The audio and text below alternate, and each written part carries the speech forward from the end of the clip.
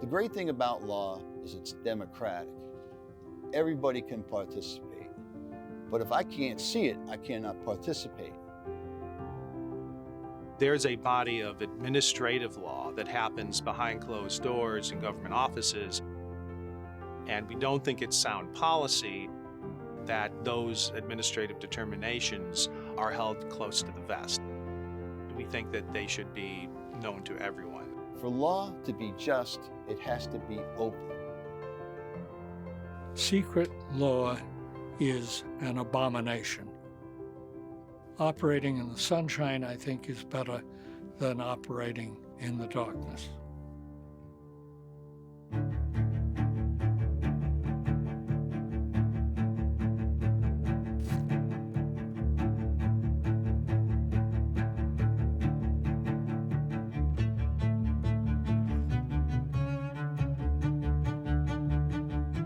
When the Freedom of Information Act was passed, I began to reflect that it was really strange that we had this very large body of private law, which was not open to the public and which seemed to me to be very much eligible for opening to the public under the FOIA.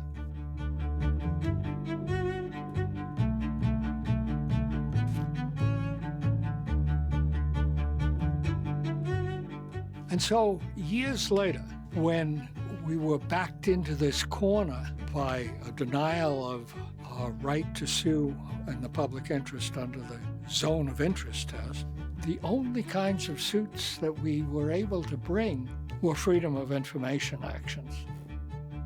And so one of the very first suits that we began to consider was a suit to open IRS rulings to public scrutiny. And that's how we got into the freedom of information area.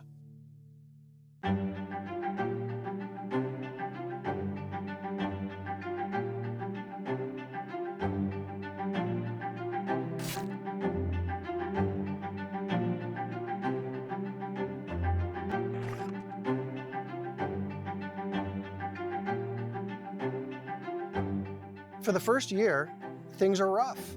He basically doesn't have any money. Fortunately, my wife offered to keep me alive, to feed me for 2 years while I got the organization started. It was not such a big sacrifice.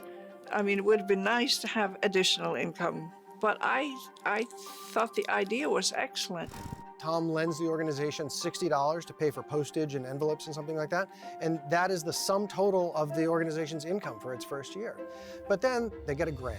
Which was $60,000, and that was enough to keep us going for about 2 years. And this allows him to hire some staff to open an office in downtown Washington. One of our goals was to assist the press in understanding tax issues Tax Analyst is not just a news service.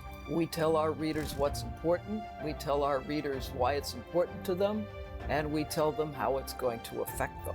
When Tom figured out that the country's major newspapers were not going to be assertive about publishing the things that he found out through FOIA, he thought, well, I'll do it myself. We decided to begin publishing a sheaf of papers every week, which we would mail to the press free.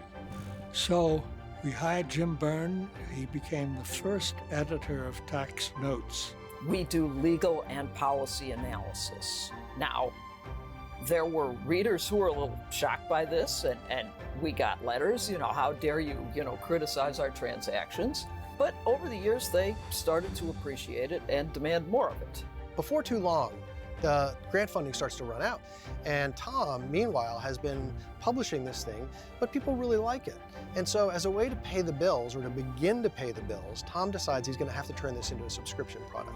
And I remember calling our staff together. I said to them, we have this little publication which we're giving away free, and I think we could charge money for it. Without that initial effort to turn Tax Notes into a subscription product, the organization probably wouldn't have survived. And it proved to be remarkably successful. This newsletter eventually became central to our business model.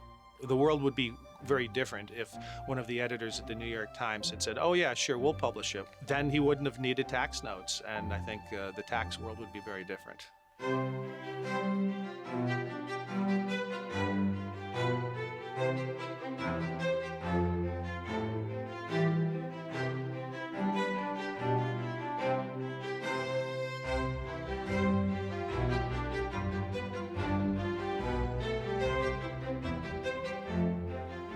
He got word the amount of the papers deduction had been about $440,000. So Ira figured that given the papers deduction, the president's personal residence and his second residence, Ira could not see how the president had paid much, if any, income taxes. And Tax Analyst released a long report suggesting that this deduction was almost impossible to explain as legitimate.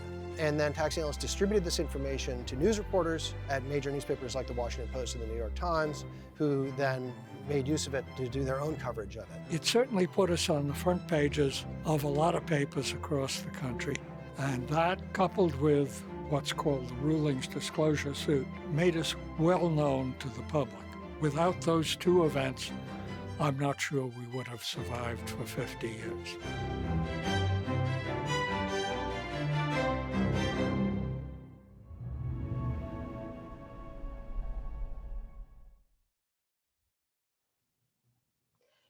Good evening, everyone.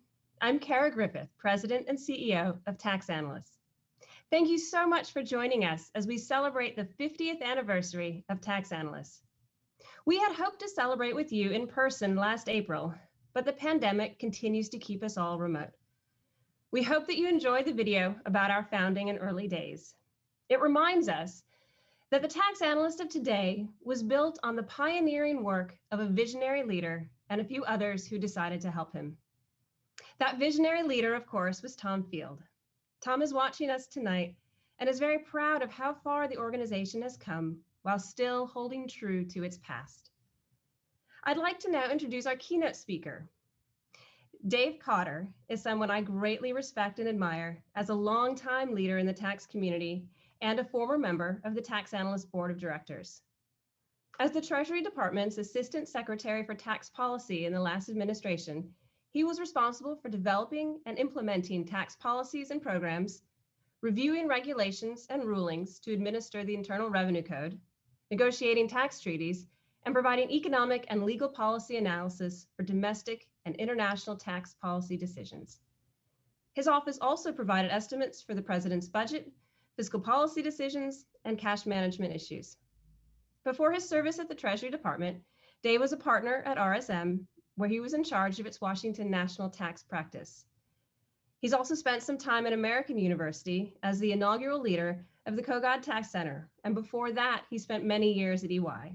So it is my great pleasure to now welcome Dave Cotter. Kara, thank you for that very nice introduction, and good evening, everyone. I want to first congratulate Tax Analysts on its 50th anniversary. It's not easy for an organization to last 50 years. The average small business survives 8.5 years, and fewer than 1 in 4 last 15 years. To last 50 years, through all the economic ups and downs, through all the changes in the interests of an organization's customers and all the changes in the business environment, is an extraordinary accomplishment. I attribute much of Tax Analyst's longevity to its fervent adherence to its mission of providing a forum for the informed exchange of tax ideas, its constant pursuit of tax transparency, and most importantly, its people. So to Tom Field, Kara Griffith, and all who have contributed to Tax Analyst's success and longevity, congratulations. You've made a real difference. Second, to Larry Gibbs, who will be honored tonight, I also want to say congratulations. Larry is one of those exceptional people who has made a difference not only in tax policy and tax administration, but in the lives of millions of people through his work as IRS commissioner and as an active member of the tax profession. He is one of the smartest, most collaborative, thoughtful, caring human beings I've ever met. When I became the IRS acting commissioner, Larry wrote me a 3-page email filled with great advice. I didn't ask him to do it. He didn't have to do it. He did it because of who he is. I was thankful for the advice and will always be indebted to him. Congratulations, Larry, on an honor well deserved. In my remaining time this evening, I wanted to touch on a few topical tax policy and tax administration matters that I hope will be of interest to you. Let me start with tax policy. Many in the tax profession are rightly feeling overwhelmed by the size and speed of tax policy changes over the past 3 years. Since the Tax Cuts and Jobs Act, the Treasury Department and IRS have issued all the essential guidance necessary to implement its 118 provisions. 537 pieces of guidance have been issued, including 59 final regulations. Some of the regulations were less than 100 pages, and most were several hundred pages. But those 59 regulations and 478 other pieces of guidance constitute a lot of reading and absorbing. In addition, all the forms, instructions, and publications affected by TCJA have been amended. Add to that 3 tax bills in the past 10 months. The Families First Act with 2 novel employee leave credits that are refundable against employment taxes, which is a first. The CARES Act with economic impact payments, the Employee Retention Credit, and a number of other tax provisions, and the Consolidated Appropriation Act of 2021 with more EIPs and more tax provisions. To implement the Families First and CARES Act, IRS and Treasury issued 13 pieces of IRB guidance, 2 sets of proposed regulations, and hundreds of FAQs. With the Consolidated Appropriations Act, IRS and Treasury have identified a dozen or so additional needed guidance projects. Add to that 38 other pieces of guidance published in the Internal Revenue Bulletin last year due to the coronavirus, including the extension of hundreds of filing and payment deadlines. While some of these policy changes are modest, some are fundamental, like TCJA's international tax provisions that change the entire architecture of how the US taxes foreign earnings. Now, President Biden has put forward a number of tax proposals during his campaign, which he will try to move through Congress. More and more, the tax law has become a way of addressing economic and societal challenges, and I do not see that slowing down anytime soon. That brings me to a couple of tax administration items. First, FAQs. FAQs have been used increasingly since the coronavirus, mainly with respect to the Families First and CARES Acts. The Treasury and IRS wanted to quickly provide taxpayers and their advisors with insight into the government's thinking with respect to those laws. But FAQs are not binding on taxpayers, and they do not carry the weight of a regulation. Their increased use is a product of the times in which we're living, and I would expect to see them used less in the future. Second, OIRA's involvement in the tax regulatory process has been a topic of much speculation. OIRA serves as a clearinghouse for every administration to make sure that different agencies within the same administration are not implementing conflicting policies. For the tax regulatory process, OIRA has two functions. First, it distributes draft Treasury regulations to all federal agencies for review and comment. Second, it makes sure that Treasury regulations comply with the Administrative Procedures Act. OIRA focuses almost exclusively on the preamble, not the substantive regulation. OIRA does not have any technical tax expertise, so it can't second guess the interpretive and policy calls in Treasury regulations. It focuses on the economic analysis, the regulatory flexibility analysis, the Paperwork Reduction Act analysis in the preamble, and it makes sure the preamble responds to public comments. That may change in the new administration, but that is how it has worked since Treasury and OIRA entered into their Memorandum of Understanding in 2018. Third, the OECD and digital services taxes. Nobody knows how all this will turn out. As some members of Congress have said, the activity of some foreign countries in this area is nothing short of predatory. This topic will take up much time and attention this year. Ironically, the amount of money involved in Pillar 1 is exceedingly modest. Pillar 2 is different, but Pillar 1 gets all the attention. If something is agreed to, I have three predictions for you tonight. First, it will not be simple. Second, it will not have the support of the business community uniformly. And third, it will be difficult to get any OECD agreement through Congress. Not impossible, but difficult. Next, let me talk briefly about another tax administration item. All this change over the past 3 years, especially over the past year, has put enormous pressure on the entire tax system, but particularly on the IRS. The IRS deferred the start of the filing season this year because it had to make 2 rounds of economic impact payments, change its forms, instructions, and software to address the tax provisions in the 3 bills that I mentioned earlier, and deal with the coronavirus of all things. Using the IRS to administer social programs is not new. It started in earnest with the EITC. Now there are around a dozen of these types of provisions, and I do not expect this trend to stop. Using the IRS to distribute payments, like economic impact payments, makes sense in many ways, but it's not a traditional IRS function.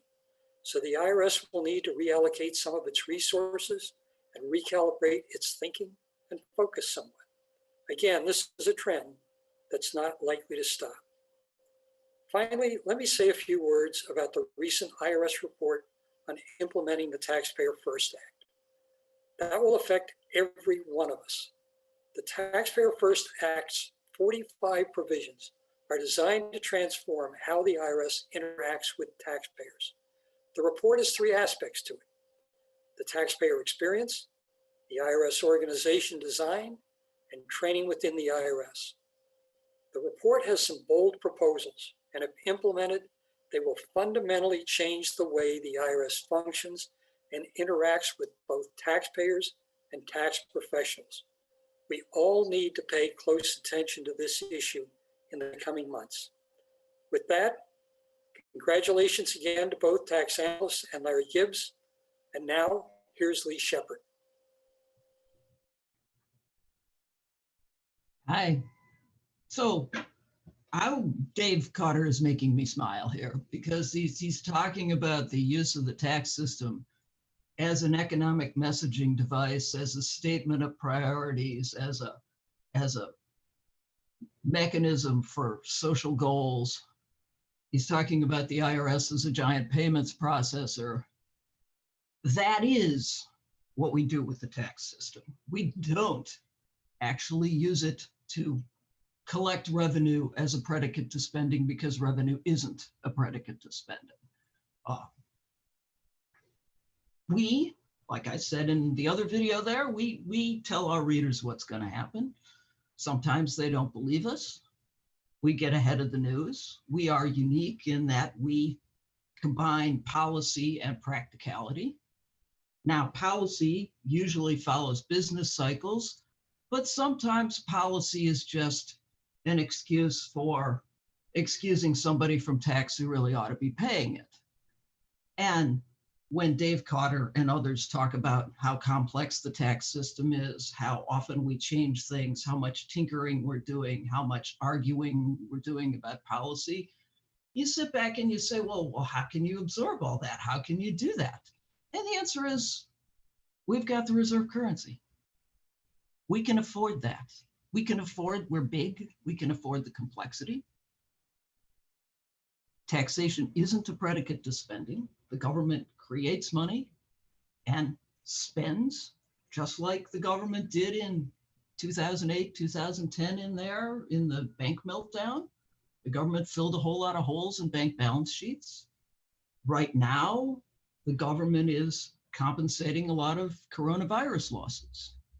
And so you say, well, okay, what are we doing with the tax system? Well, we're not redistributing, not really. But the luxury of what we have, lets us keep doing this. And we have to say, okay, what are we talking about when we talk about policy? Well, we're talking about what got tax analysts started. We're talking about fairness. And when we look back at the things we were thinking about years ago, oil companies with windfall profits, those seem positively quaint when you think about tech companies with monopoly profits. But that's what we are, that's what we do. And you have to think about policy not in terms of deficits, which are really meaningless and really mismeasured, but in terms of fairness, asset prices. Do you want to remove money from the economy or do you want to put it back in? That sort of thing. And my time has run out here, so I am going to introduce some comments by some more friends of ours. Thank you. Happy 50th anniversary, tax analysts. Tom Field's vision, which has been your mission of creating a more transparent tax system, has contributed immeasurably to tax administration and public confidence in the tax system. I salute your accomplishments and wish you continued success. As a board member of Tax Analysts for 50 years and chairman for 48 years, I'd like to thank the staff who prove every day that timely, accurate information and analysis is essential for anyone interested in taxes, and the board whose members devoted uncounted, uncompensated hours to making it possible. Although I'm leaving the board officially at the end of the month, I'm sure we will be even more essential under the new administration. Thank you. I first heard of tax analysts in 1974 when I was a law student working for Bill Dobrevere, who had just won the case telling the IRS that it had to disclose private letter rollings. It was the first of many such wins over the years, and I'm sure there will be more. Congratulations on the first 50 years. I first heard of tax notes when Harvey Dale announced excitedly at NYU that he had read the latest tax news on tax notes electronically on his computer at home. I didn't really know how he did that, and it took me a few years to catch up with his electronic receipt and to sort of understand most of what I read in tax notes, but eventually I did. Regardless of the format, the quality and substance of tax notes has remained at the very top of the tax press for the whole 50 years. Congratulations to tax notes on this anniversary, and I encourage you to keep it up for another 50 years. Congratulations to current and former members of the TA family. I'm proud to be part of Tax Analysts' 50 years of changing the way tax practitioners, policymakers, and academics look at tax law and policy. Thank you, Tax Notes, for educating me throughout my career. I've relied on Lee Shepard, Marty Sullivan, Mindy Hertzfeld, among others, to bring me up to speed on developments in international tax and to teach me details of how the tax law worked that I just couldn't find anywhere else. And Tax Notes has helped me disseminate my research. My co-authors and I always felt the best way to reach the tax community was to publish in Tax Notes. Congratulations. Tom Field's inspiration made the first 50 years exciting, enjoyable, and amazingly successful. May the next 50 years bring more of the same, perhaps less exciting. It has been a privilege to know Larry throughout most of my career. Larry is a thought leader who cares deeply about fair, impartial, and effective tax administration. Like Tax Notes, Larry made a positive difference for many others. Congratulations to all. I started publishing in Tax Notes in 1976 when it was just a Mimeo out of Tom Field's basement. But I saw the virtue of Tax Notes collecting a readership of people interested in tax reform, so I offered them articles.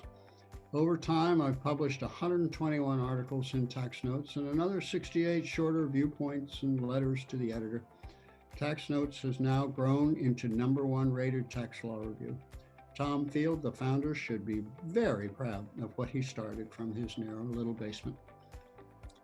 Congratulations to Tax Analyst on its 50th anniversary and many wishes for continued future success.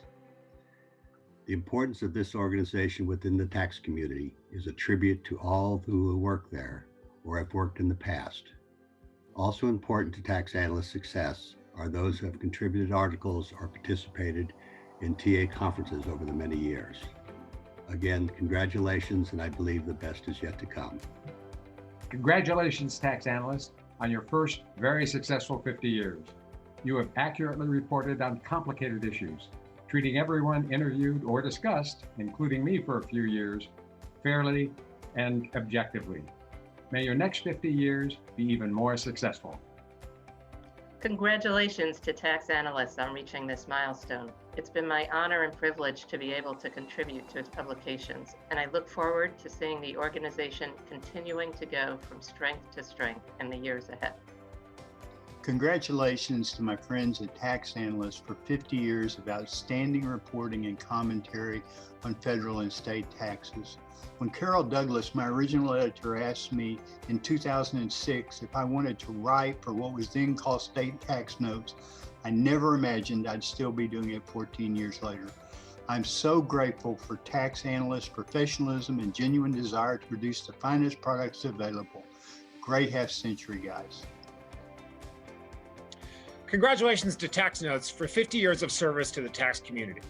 I've only been practicing tax for half that time, but since day one, each weekday morning has started with a perusal of the timely news and commentary only Tax Notes delivers. So congratulations again, and on behalf of the 1,500 tax professionals at the Office of Chief Counsel, we're all looking forward to the next 50 years.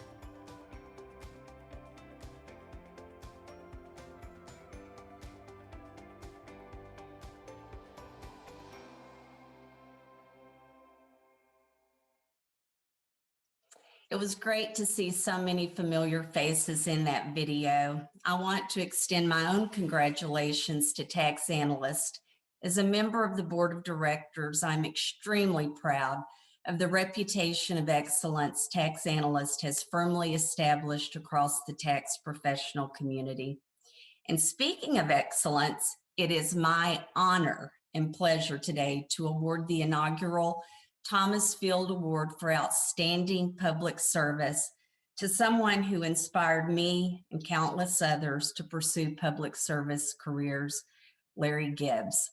As everyone in tax administration circles know, Larry has done it all, and he has done it all extraordinarily well, starting with his decision to go from his studies at a place called Yale University to advance his career by getting a law degree from the University of Texas. Larry has had many impressive positions in the public and private sector, but the one where Larry made an everlasting impression on so many of us was during his time as IRS Commissioner. As Commissioner, Larry quickly got the reputation of someone who valued fairness, transparency in government, and did his all to support the IRS workforce during some pretty tough times. Larry did this all with professionalism, grace, and an unfeeling sense of optimism, which I can assure you can be very hard when you're leading the IRS. Larry also did the impossible. He obtained bipartisan support on the Hill. Who but Commissioner Gibbs would have the chairman of the Senate Finance Committee tell him during a particularly tough hearing, and I quote, "Mr. Gibbs, I like you, and I'm sorry to say I do. I wanted to dislike you. It would have made my job so much easier. To which Larry basically replied in his humble Texas way, thank you. Now let's get back to work for the American taxpayer.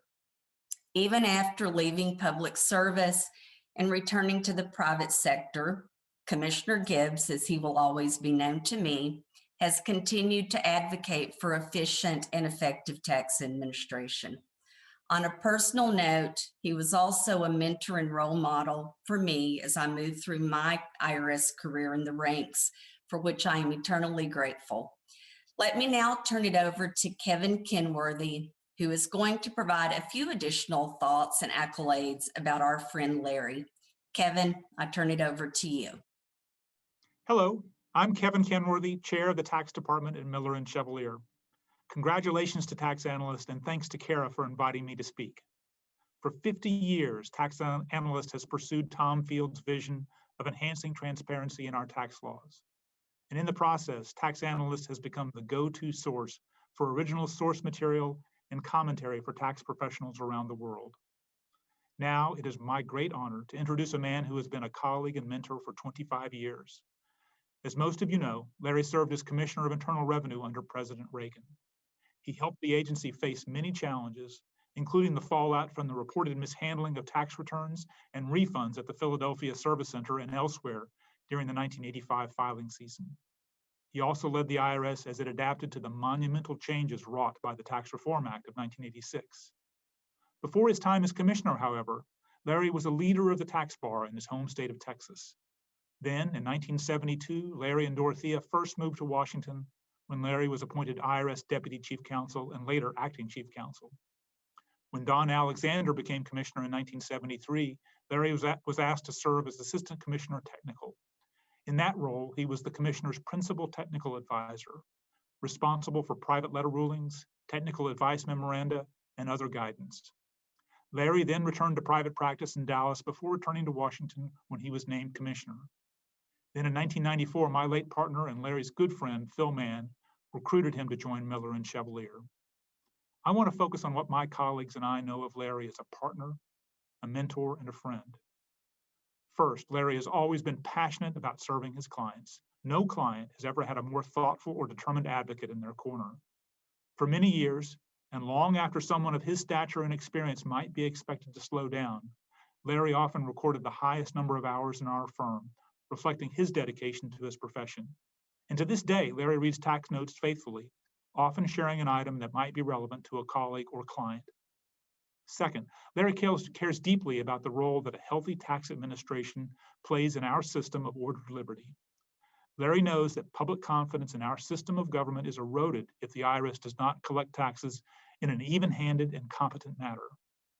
He supports the IRS and the people who lead it because they have a vital job to do. Third, and finally, Larry is always available to counsel and mentor his colleagues. That's true for those within our firm, those in government, and those within the profession at large. I know that, like me, many of you have leaned on Larry for professional advice. He is always unfailingly generous with his time. Larry simply wants the best for others. He already enjoys a legacy of clients that he has ably served and tax professionals he has influenced. And that is why I am so honored to introduce him here tonight. Hi, everybody. It's great to be with each and all of you. I would like to begin by thanking Tax Analysts for honoring me this evening. I also wish to thank my partners at Miller and Chevalier for their generosity in helping to make this evening possible for me. I thank Dave, Kara, Beth, Kevin, everyone else for their kind remarks. I've had the great good fortune to be blessed with so many good friends during my career. The last 30 years of my tax practice as IRS commissioner in the 1980s, in private practice since the 1990s, and most recently as a member of the board of directors of Tax Analysts have been particularly rewarding time for me. Tonight, however, I would like to take you back to an earlier time. Almost 50 years ago, I came to Washington, D.C. for my first stint in the National Office of the Internal Revenue Service. It was a heady time. I initially served as a deputy chief counsel in the chief counsel's office. When the chief counsel left, Treasury Secretary George Shultz, the late George Shultz, appointed me to serve as acting chief counsel. My first day on the job, my secretary appeared at my doorway and announced, "Attorney General John Mitchell is on the line 1 for you." I pushed line 1 and meekly said, "Hello?" The voice at the other end of the line told me to be in his office the next day at 11 a.m. sharp to help answer media questions when he said he would announce that the Vice President of the United States, Spiro Agnew, had agreed to a plea bargain and removal from office for his failure to report and pay tax on all of his income. I learned what would become my first lesson. Washington, D.C. can be a surprisingly jarring place. You see, this was during President Richard Nixon's second term. Watergate rained down on the country for almost 2 long, very long years. The media daily criticized the president for spying on his political opposition, for refusing to tell the truth about it, and even for his alleged income tax returns improprieties. Calls for the president's impeachment proliferated. The House impeachment indictment accused the president of ordering the IRS to audit a list of the president's enemies. Later, it was learned that the president had fired 2 IRS commissioners that he himself had appointed when each of them refused to carry out the audits. After a number of those whose names were on the list complained that they were in fact under IRS audit, the United States Attorney for the District of Columbia called political appointees, including me, before the Watergate grand jury to investigate how such audits could have occurred. Does all of this have a familiar ring today? Although I was called to testify as a witness and not a target, I can tell you it was a very scary, uncertain time for a young tax lawyer from Texas who had come to town to try to better understand how our tax laws were made and interpreted. I learned what would become my second lesson. Washington, D.C. can be a brutally unrelenting place. In the fall of 1973, then IRS Commissioner Don Alexander asked me to serve as the IRS Assistant Commissioner Technical, with responsibilities that included the issuance of private letter rulings. My first day on that job, I discovered my predecessor had left 3 politically charged matters on my desk for me to handle. The first, a private letter ruling concluding that a coven of witches was a tax-exempt church. The second, a private letter ruling concluding that a state-sponsored abortion clinic was tax-exempt. And the third, a demand by a federal district court judge in the Deep South that ordered the IRS to provide specific requirements as to when the IRS would grant or deny tax-exempt status to private schools based on their racial, non-discriminatory policies, actions, and activities. Do any of these subject matters sound familiar today? The IRS position in each of the 3 matters was grounded in prior U.S. Supreme Court precedent. I learned what would become my third lesson. Washington, D.C. can be a place where divisive, politically charged subjects never seem to go away. You might ask, Larry, out of all the things that came your way during those tumultuous times 50 years ago, what do you remember most? For me, that would be an easy question to answer. You see, shortly after I became assistant commissioner, I was told Tom Field, on behalf of tax analysts and advocates, had prevailed in federal district court litigation under the Freedom of Information Act to compel the IRS to publish all of its previously unpublished private letter rulings. As a result, I was told my office would have to stop what it had been doing for decades in order to devote all of its time and resources to efforts to obtain permission from the recipients of the prior letter rulings, numbering in the tens of thousands, before the IRS could publish the prior rulings in redacted form. To say I was astonished would be an understatement. I learned what would become my fourth lesson. Washington, D.C. can be a place where major changes in well-established norms can occur very quickly. I therefore joined Commissioner Alexander and Chief Counsel Meade Whitaker to call on the United States Solicitor General, who at the time was Robert Bork. Yes, that Robert Bork, to request an appeal of the district court's decision in the tax analyst case.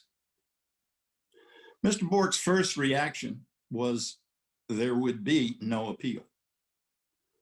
After over an hour of conversation that some might characterize as heated argument, including a discussion of the impact that publishing all the prior private rulings would have in shutting down my office, Mr. Bork agreed to one appeal.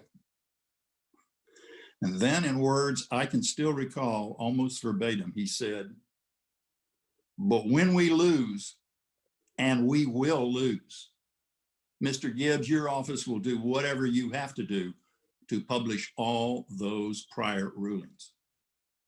He was right. The IRS lost the appeal in 1974.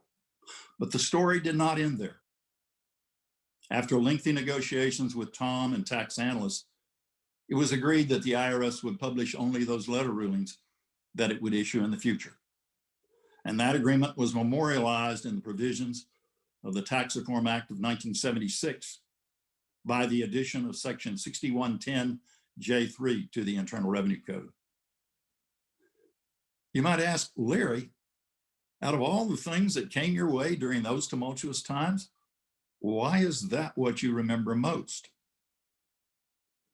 Well, it was my fifth lesson that I would learn during my stint at the IRS the first time. In Washington, D.C., despite its surprises, rancor, histrionics, changes, and challenges, good things can and do sometimes happen. You see, I have come to regard the actions Tom and tax analysts took in their crusade against the secret law inherent in those unpublished rulings as an important stand to support the principle of government in the sunshine, as a bedrock demand for the government to treat taxpayers fairly. I believe what Tom and tax analysts did was one of the most important developments in our tax law during the last 50 years. I believe transparency is the litmus test to ensure that government treats all Americans fairly under the law. And I believe our revenue system, as an institution of government, is better for it. In supporting the need for transparency in government, I believe Tom and tax analysts became thought leaders in the federal tax area. Based on my own experience in government and private practice, and as a recently retired member of the board of directors of tax analysts, I believe tax analysts today remains a recognized thought leader in the tax area. Because of the many challenges facing our country today, I believe we need thought leaders who will find good solutions to the seemingly intractable issues that divide us all, so that by finding solutions, we can reinforce the integrity and dependability of our institutions of government to enable them to continue to withstand the tests of time and change. We need thought leaders in our private as well as our public sectors. Thought leaders who will not only demand more and better from our government officials and hold our officials accountable, but also we need thought leaders who will provide new and better ideas to assist our officials at the federal, state, local, and even international levels, whether they are elected, appointed, or employed, to better enable them to conduct themselves more wisely, lawfully, fairly, effectively, and efficiently. The importance of thoughtful, critical analysis across a wide spectrum of tax issues and areas has become the hallmark of tax analysts.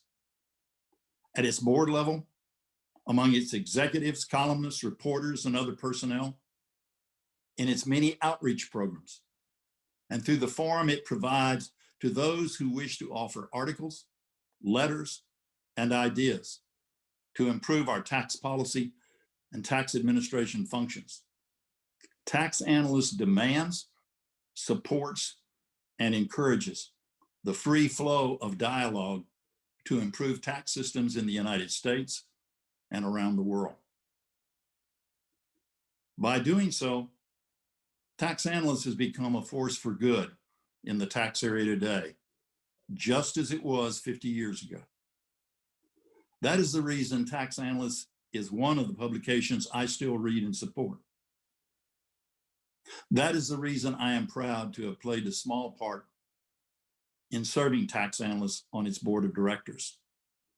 And that is the reason, 50 years later, I am proud to be part of the program tonight to honor and celebrate Tax Analyst on its 50th anniversary.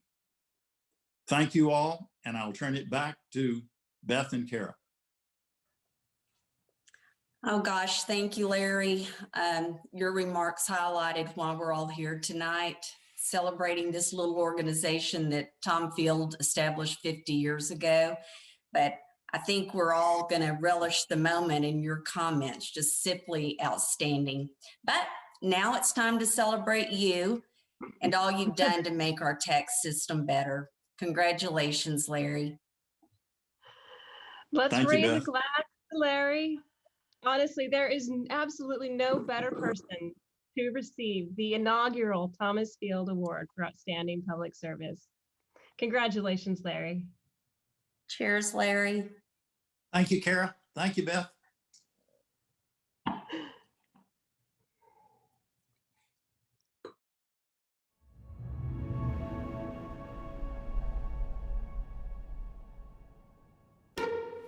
We're going retro with that, huh? Keep cranking the camera too, okay? The 70s was just a warming up exercise for the tremendous changes in tax policy that were going to take place in the 80s, starting with the Reagan tax cuts in 1981, and then the reforms in 82 and 84 that nobody heard about, but then the mega reform in 86. Ronald Reagan turns to his Treasury Department and says, I'm interested in tax reform. The Treasury Department is filled with people who believe in this kind of tax reform. And Reagan put his full weight behind it. And this was a great thing for tax analysts because this seemed to us like one of those moments when the tax law was on the brink of reform and that the people driving that reform were some of the deep thinkers. More than any other piece of tax reform, this got close to the ideals. Some of us who are young and naive thought, oh, we need to broaden the base and lower the rates. Everybody else thought it was a wonderful idea. So the time had converged in Washington that everybody was going to go rewrite the tax code. But in order to do that, in order to make this omelet, you have to break a lot of eggs. The tax law didn't necessarily stay close to those ideals for very long after the passage of that law. I mean, immediately they started chipping away at it again because a lot of people get disillusioned with that version of tax reform. As a result, other kinds of tax reform have started to get debated. And we cover that too.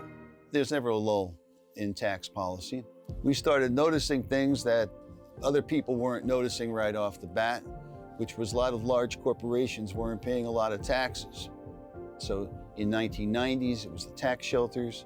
You understand that tax follows trade, and trade is increasingly globalized. So the tax issues you're going to get a lot of inbound, outbound tax issues. And these were, for multinational corporations, sort of where the big money is. As we move into the 2000s, it was offshore profit shifting.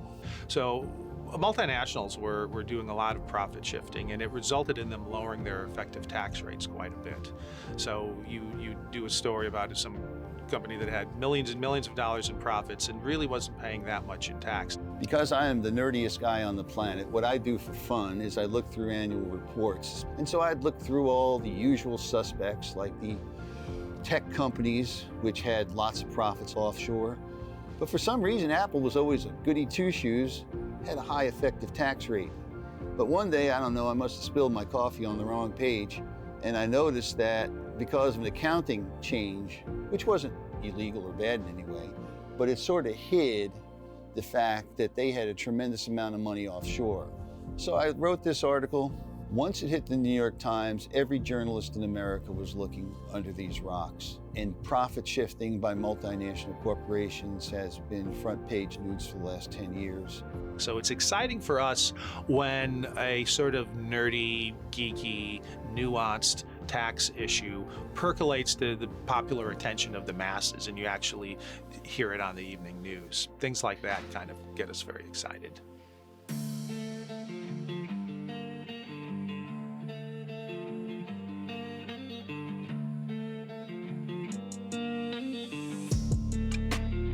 Anytime you talk to him, you could really tell just how passionate he was about tax analysts, about tax policy in general, and about transparency and the mission of the company. Like Tom Field, Chris Bergen always wanted to push the envelope. No, Chris was a little more businesslike and organized in how he did it. Tom was always like, let the torpedoes fly and we'll think about it afterwards. Let's put it this way, Chris at least aimed, but we still let the torpedoes fly. Chris brought a sense of professionalism to the organization, and I think really was one of the many impetuses that took us from being that scrappy nonprofit to being a legitimate company that stands on its own and has its rightful place in the tax community. I think people know that the place is driven by more than just the bottom line. We have people at Tax Analysts who actually give a damn. If we're getting as many complaints that we are a left organization, that we are a right organization, then we're getting it right at the end of the day. You know, I've always thought of us as the place where the debate starts. Informed debate requires information, and to get information, you need better transparency. Transparency shouldn't be just benefit for U.S. citizens. It should be for everyone living in a democracy. So I think it would be exciting to replicate our FOIA activity overseas. That act of getting information into the hands of practitioners, into the hands of the public, has really fulfilled the vast majority of our mission over the years. I think that 50 years from now, people are going to be saying that the tax system is a mess. It needs to be overhauled, and we're going to rip it out by the roots and replace it tomorrow, because I think that's the way people talk about taxes. But that's okay. We are in pursuit of excellence. We do not expect to ever achieve actual excellence. If there's going to be as much change in the next 25 years as there was in the prior 25 years, I think we're going to have a hell of a ride.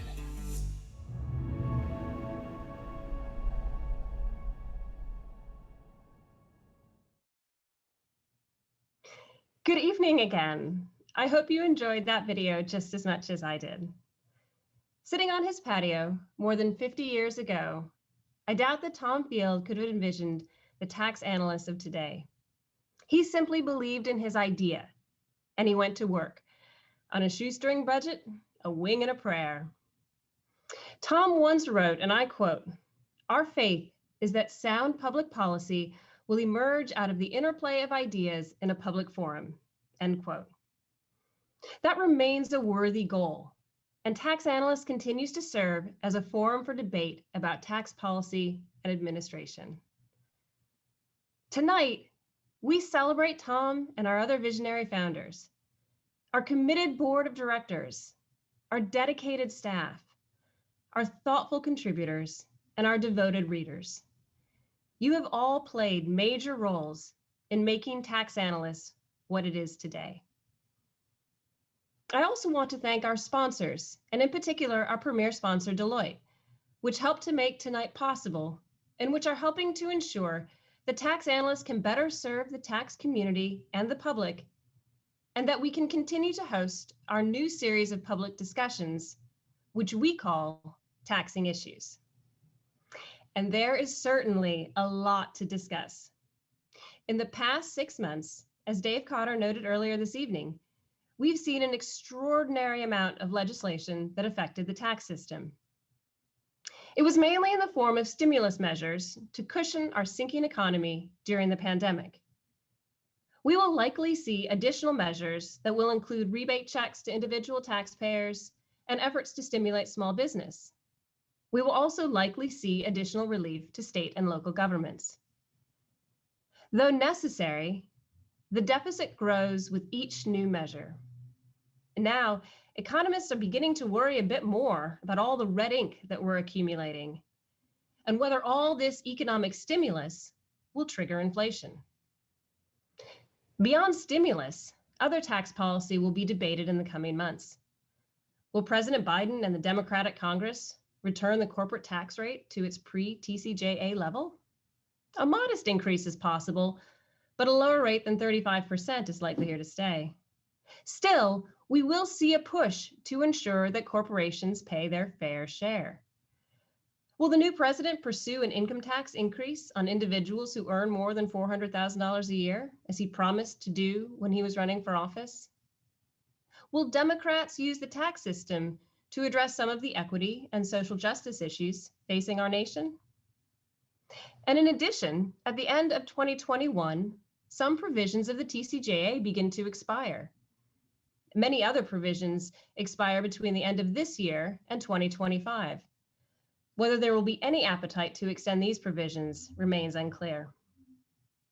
During his campaign, President Biden also promised to impose more restrictions on offshoring, such as doubling the tax on GILTI and imposing a minimum tax on global book income for certain companies. He has also indicated that he'd implement strong anti-inversion rules and take a hard stance against moving jobs overseas. So whether or not we see a tax reform 2.0, we're going to have a lot to discuss in the coming years. I want to spend the rest of my remaining time with you reflecting on Tax Analyst's past and giving you a sense of the exciting future that we envision. Tom and the other founders strongly believed that the tax community needed tax analysts. They were right, and the tax community continues to need us. We cover news that the major outlets won't touch. We dig deep, and we don't avoid technical details or language in our stories. We cover tax in all its complexity, in all its unintended consequences, in all its ramifications for taxpayers, and we don't sugarcoat it. But it was the way we grew up that gives Tax Analyst its personality and makes us who we are today. When I started at Tax Analyst in 2003, our slogan was, "Respectfully disagreeable since 1970. Inside our building, we loved that slogan. We lived it because we knew that, unlike many news outlets, we would ask the hard questions and then the hard follow-ups of all of our sources. We would go to taxing authorities and ask for documents, and we knew that if they said no, Tax Analysts would take legal action to get them if we thought they should be public. We were funded by subscriptions, not advertisers, and we were fiercely nonpartisan, so we pulled no punches. In all honesty, we were proud to be a bit cantankerous. One day, some folks from a big company drove up in their fancy black cars to our office, and not the nice office that we have now, and demanded that we rescind a story because it painted them in a poor light. Yes, they were subscribers, but no, we didn't care, and we didn't rescind the story. When I was writing for Tax Note State, or State Tax Notes as it always is in my head, I wrote a viewpoint that offended a state official. He called my editor and he wanted my viewpoint pulled. My editor asked if there was anything factually wrong with the story. He said no, he just really disagreed with me. My editor's response was simple: write a letter to the editor. We dropped the respectfully disagreeable slogan years ago, but it still reflects how we see ourselves. I've been asked more than once in recent years whether Tax Analyst is still the scrappy little organization we once were. No, we are not. We are a respected publisher of news, commentary, and information. We have matured, and we now occupy a legitimate place in the tax community. Our reporters and contributors are among the best minds in tax, and we're doing more every day to encourage a debate on tax issues. Now, don't get me wrong, we haven't grown soft. We still think that secret law is an abomination, and we still sue when we have to. But now we understand that with age comes responsibility. Now that we have shown we won't back down from a fight, we have fewer fights and more conversations. We have shown that we are a worthy but reasonable adversary that will work with taxing authorities to get to the right result. We have shown that we will encourage an informed, balanced debate. So now we have access to the best sources, and we can attract the highest quality speakers for our podcasts, our webinars, and our conferences. So where are we now headed? Well, we're growing the organization and finding more ways to serve the tax community for what we believe will be a very interesting, perhaps turbulent future for tax policy in Washington, in the States, and around the world. I became president and CEO of Tax Analysts in August 2017. Our large reseller agreement was ending that December, and that loss was a shock to our system. It had been a major source of funding for many years and had fueled our growth. What were we to do without it? Well, we drew on our roots. We capitalized on the strength of our product and our staff. We worked hard to recover from the end of that agreement, and we succeeded. We're past that now, and we are ready to spread our wings. In fact, we're going global. In the coming year, we hope to establish a presence in Europe to better understand that market, cover the issues, and serve international tax practitioners. But we're not just planting our flag in Europe and leaving it there.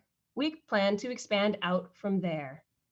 Non-US practitioners and tax advisors to multinationals want and need to know about US federal and state taxes. At home, we're looking at new products and joint ventures to ensure that we serve the tax community and the public. Tax Notes is known for its technical news stories and rich commentary, but we also have an enormous archive of well-organized primary law. We're finding better ways to serve CPAs, enrolled agents, small practitioners, and tax preparers. We recently put our federal tax research library outside our paywall. Today, you can find the code and regulations, proposed regs and comment letters, IRS guidance, and tax-related court documents. This research library is a valuable resource. It's well curated, and it's always up to date. At the same time, we'll continue to encourage a great debate about tax policy. Our public discussions, which became a webinar series because of COVID-19, will continue after the pandemic ends. And we'll be taking the show on the road, engaging with practitioners and policymakers across this great nation and around the world. And we won't stop functioning as a watchdog, whether that means fighting for transparency in tax administration, using open records requests to get documents, or demanding access to conferences where government officials are speaking. We want to provide the wider tax community and the public with a complete picture of the decisions that government makes and the reasons behind them. We take this role and responsibility extremely serious. I'm very excited about the future of Tax Analysts. We're 50 years into this venture, but I feel that we're just getting started. We are proud of our founding, our mission, and our history, and we're looking forward to the next half century. Thank you for listening, and now a few words from some of our wonderful staff.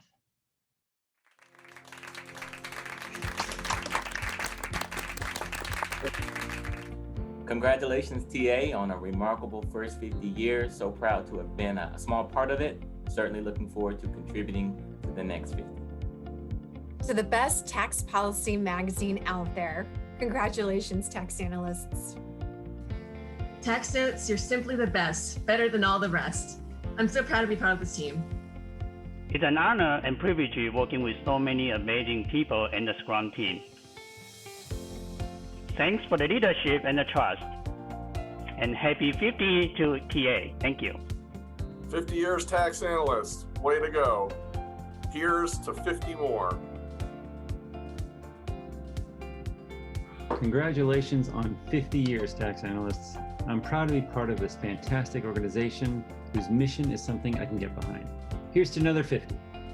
Hi everyone, happy 50th anniversary, tax analysts. I've been with this company for almost 7 years. It is such a great place to work. I'm so excited to be a part of this, and here's to 50 more years. Congratulations.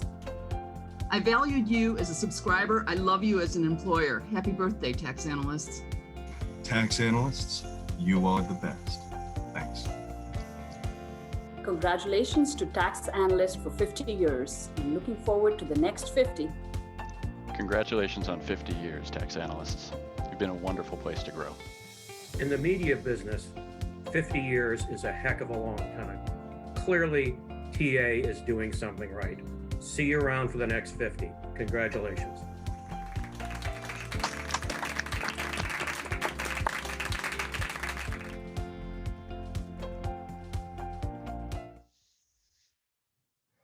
We have a tremendous staff.